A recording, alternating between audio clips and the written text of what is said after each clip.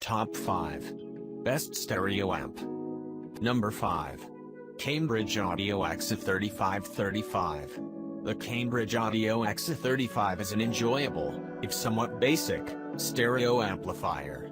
The amp's balanced and clean audio quality makes a great alternative to the thundering Onkyo A9110 or the treble-minded NPM A600NE, both of which are in the same price range. One of its big selling points is the design, which utilizes all of Cambridge's helpful tricks, like upside-down labeling on the rear ports. The company already makes some of the best amps available right now. The CX-A61 is currently in our top 3, above, and it's great to see them releasing a more wallet-friendly product. It means that the AXA35 should be considered by anybody looking for a budget amp, although as we said, it doesn't do anything that other amps don't do already. Number 4. Riga I/O 60-watt stereo. We are delighted to see Riga back on our list with the new I/O amp. The British company appeared here previously with their Brio, and although that amp is very old, the new I/O reminds us why we loved it. It's a mid-range amplifier that puts out fun, effective sound quality that has a lot more life than other similarly priced amps, like the Sonus amp and Totem Kin amp. There is an Phono stage, as well as a headphone out. Although the I/O has fewer analog inputs than the Brio, we don't think it's a huge problem. For the most part, the I/O is a fun amp to listen to. In our opinion, there is at least one glaring issue with the Riga I/O, and that the lack of digital connectivity. There is no DAC here. While we get that it's clearly a deliberate choice, it does limit options somewhat, and it's frustrating when less expensive amps manage to pack an excellent DACs. Number 3. Topping PA3 Desktop Pithy. If you have a DAC already, and all you want is a very basic amp for your desktop speakers, then we strongly recommend the Topping PA3. It really is one of the simplest amps we've ever seen, with no controls or additional features. Yet for all its simplicity, we dig the sound quality.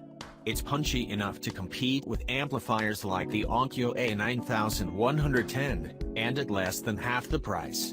If all you need is something simple, then this is the amplifier to go for. But look, the Topping PA3 is very much a budget amplifier. While that's certainly not a bad thing, you need to temper your expectations as to what you are getting. The sound is good, without being spectacular, and you will of course need to supply a separate DAC. Number 2. Sonus Amp, the Versatile. Finally, Sonus has released an amp.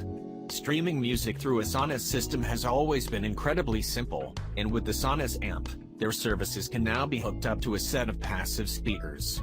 The amp functions in an identical way to any other stereo amp, with the added benefit of Wi-Fi. Once that's hooked up, you can stream music from Spotify, Tidal, or any other service. It doesn't hurt that the amp is a real looker, with a slick design that complements other Sonus products. That being said, we suspect this is an amp you'll go for based on convenience, rather than pure sound quality. If you want something with a little bit more liveliness and detail to the sound, try the Denon NPM A600NE, above. While you won't get the same ease of use with these models, you'll get slightly better audio quality than the Sonus amp. We also couldn't get an answer out of Sonus as to whether the rated 125 watts per channel was RMS or peak. Number 1.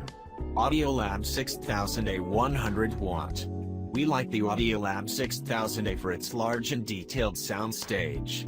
It really does seem to lend a system a little bit more presence and realism, making it easy to pick out the location of individual instruments. Plenty of amps do this already, but Audiolab seem to make a point of focusing on it, and it really pays off. And in general, the audio quality here does well, and is matched by a good range of features, including Bluetooth. The most glaring downside to the Audiolab 6000A is that it simply doesn't do enough to stand out from the crowd. The design is dull, playing second fiddle to the classic Cambridge Audio CX-A61. It has Bluetooth, but the less expensive NAD-D3045 can send it both ways. And the DAC on the Totem Kin amp does a better job. Check out the description for more information and updated price.